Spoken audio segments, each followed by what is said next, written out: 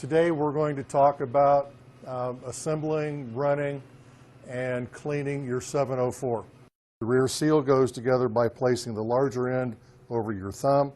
We're going to put this thin piece of rubber into the groove. The easiest way I've found to do it is to get it back with your index fingers, push, and walk it around. This has a unique dasher for us, but it's very simple because we designed it to be pretty much foolproof. We have scraper blades that have a small hole, a large slot, and a recess, so they can only be put on one way actually. So the recess is going to go on top of the pin. The off-round, the slot, is going to go in the large hole. Small hole goes in, and then it rides like that. Same thing for this one. We have the hole, which goes to the hole. We have the recess in the back, which has to go on top of the pin. It goes on like that. We have a rear seal that's been assembled. I'm going to put 3 pencil eraser size blobs back here. Put the rear seal on. Now we're ready to go into the barrel. Okay, I'm going to put this dasher assembly into the barrel, and we're going to, once it's in, align the end of the drive shaft to fit its female part inside. The way to load this is with the back blade you want down. Lay it in like that. You can tilt this just a little bit, and then the front one slides in. If you try to do it about any other way, you're going to fight it. Once I'm all the way back, I'm going to push and spin until it engages, like it just did there. And then I'm going to put the front blade down. It's going to aid me in assembling the front plate onto it. Okay, I'm going to take the little plunger here, slide the O-rings into the grooves.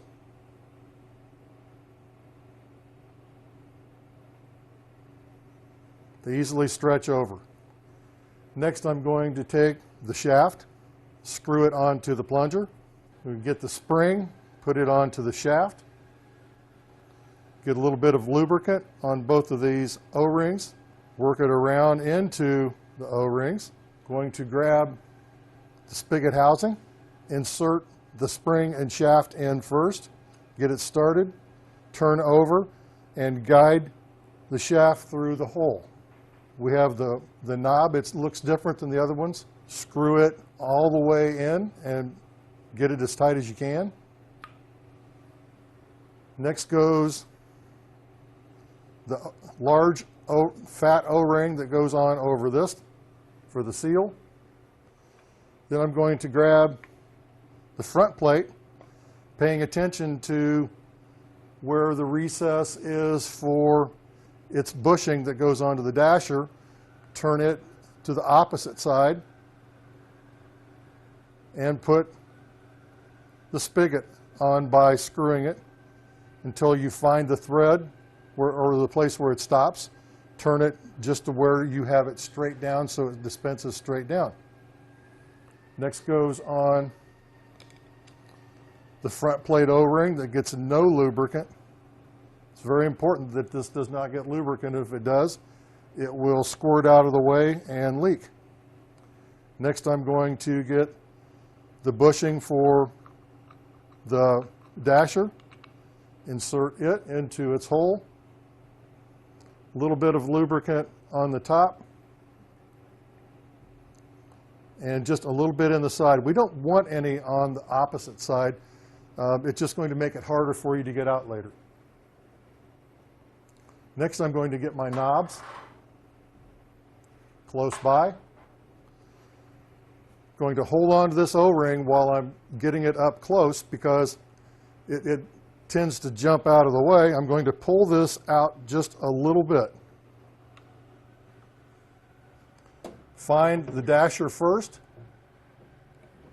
Put the front plate on to where I can just barely start one knob. I'm going to go across and get the opposite one because I need to push in a little bit as I do it.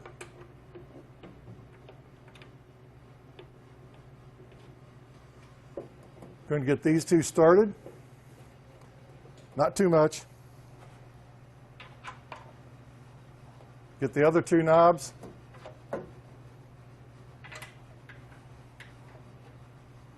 Then I'm going to alternate back and forth, working it on to where we've removed the gap between the O-ring on the back of this front plate and the barrel. For those of you that still have our older style front plate, I'm going to show how it goes together. This is the newer style. It's much less expensive to replace, much more cost friendly. But what we have here is this big, thick front plate. We have a spigot plunger that takes two O-rings. They just slip on.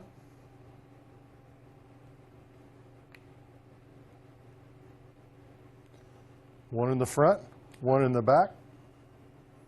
A little bit of lubricant on both.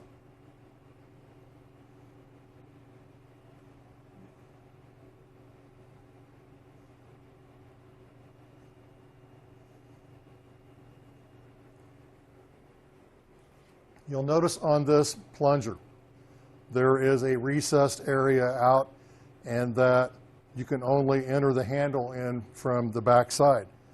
So we're going to push this down until it'll slide right past the first one. When the second one's hit, we're going to give it a twist as we go in. We're going to place the recess for the handle towards us. On the back side will be the recess to aid it in breaking the ice that tends to build up right through here. We have an O-ring. Okay, we turn it over, insert the handle into the hole. We take the fast pin, go through the handle. This one's ready to assemble. It goes on the same way as the other one. You'll just have knob extensions on the knob to make it longer to go through this thicker front plate. Next, I'm going to take the restrictor tube and its O-ring,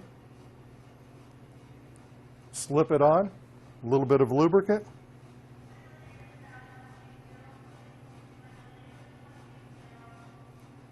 work it into its hole, drop this in the mix pan to be sanitized but not inserted into the inlet tube yet. This drip tray has been washed and allowed to air dry. It just snaps into place. These two notches go to the back and go around the screws that hold it in place. It goes behind the whole thing, slides down, and it's secure. Ready to sanitize.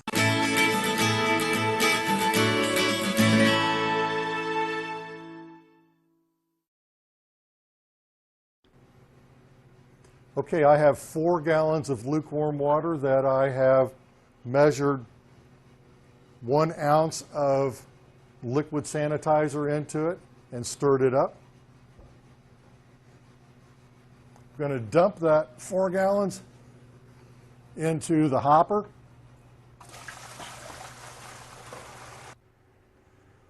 Okay, please let it take the time that it's needed to completely fill the barrel, otherwise you'll have a sudsy mess to get rid of. But it took a while. We have sanitizer in the whole barrel. I'm going to take this cup, also put it down in the sanitizer and get it good and clean. I'm going to take one of my brushes that's supplied with the machine. I'm going to go around the edge, all the way around, and I'm going to go into the inlet hole and down into the barrel with the machine off. This is really important. The recirc tube is still up in the hopper waiting. It's just being sanitized right now. I'm going to flip this down into the cleanout position, let it run for a minute, That sort of noise that happens in our slush machines is fairly normal. We have to set the blades fairly loose to be sensitive enough to work. As soon as you get good slushy product in there, it goes away. So now I can shut it off and dispense out what's in the barrel, all the sanitizer.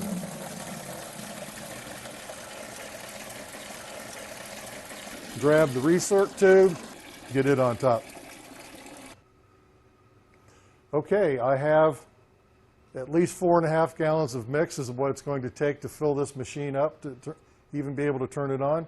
I have my cup that was previously sanitized. I'm going to get a cup full.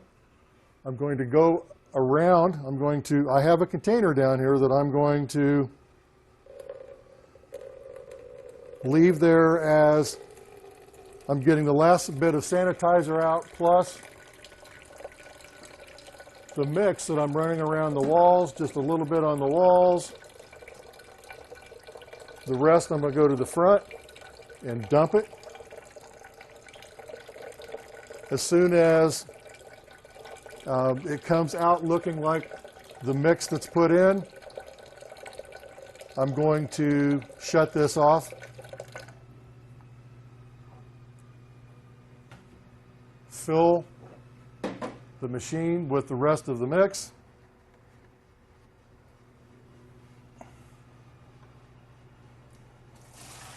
And again, it's going to take a while, but it needs to fill up completely, get rid of all the air. You need to fill it to a point where the mix-out probe is covered.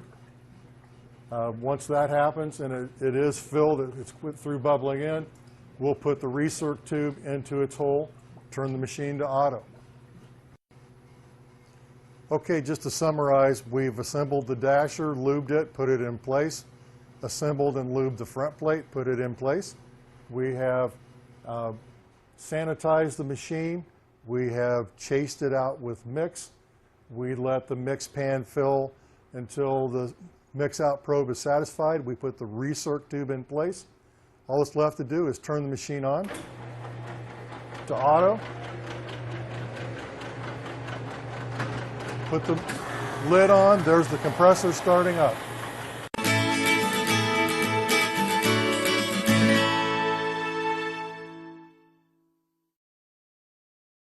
Okay, it's the end of the shift. We're going to clean out the machine. What I have done so far is emptied all the product that I could get out of the machine into clean, sanitized buckets, covered them, put them back into the walk-in for future use if you decide to. If not, you can throw it. Then I got a couple of, twice, I got 2 gallons of lukewarm water with a little bit of mild dishwashing detergent in it. Rinsed it out with that twice. I'm about to take the machine apart and clean it. So to start all that off with, I pulled out the recirc tube, and with that you just take a dry towel. Be sure you have extra room down here. Pinch. You need the extra room so when you push up, there's somewhere for it to go. It puckers up. I have a little container under here to catch what spills. I'm going to take the front plate knobs off. I'm going to get them all loosened.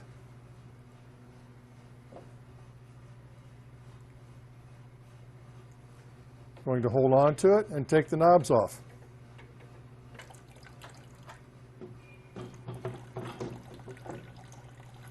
I have the front plate off. I'm going to unscrew the spigot housing. Sometimes they're hard to start, but after that it comes off pretty easy.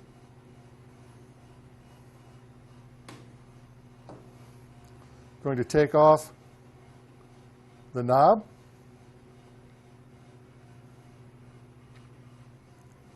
Okay, I'm going to push out the spigot plunger, put the spring in the bucket, unscrew the little plunger,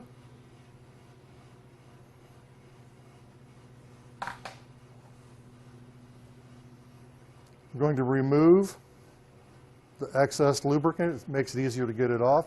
Go to a drier place on the rag. Again, extra room on the rag to be able to pinch, push, and get it off.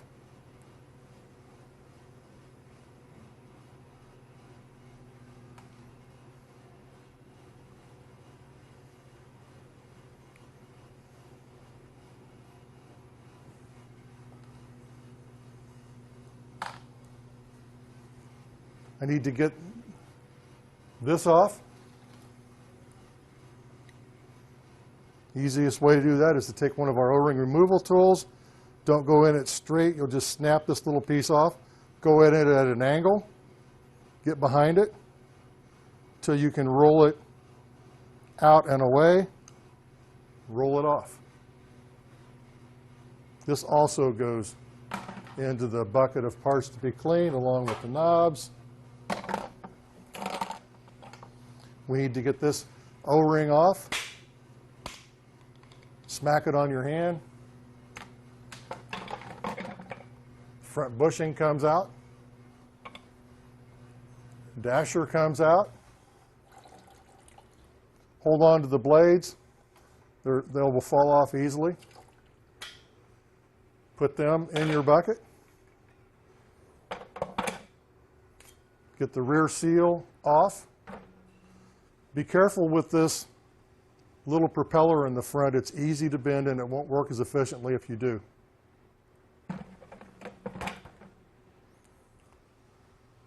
Rear seal comes apart simply by grabbing onto the rubber with a dry rag where you can get some traction on it.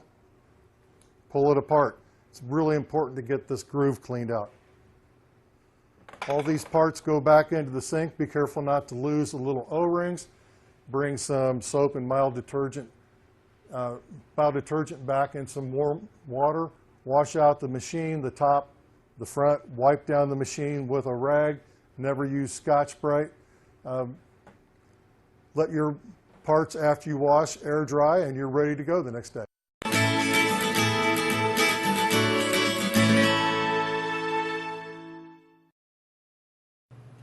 Number 188503 covers several versions that we have made in the past, including all of the O-rings, O-ring removal tool, brush, rear seal, and scraper blades. If you need the spigot body for your 704, it is part number 110381. For the model 704, your spigot plunger is part number 110382. For a 704, your spigot plunger shaft is part number 110383.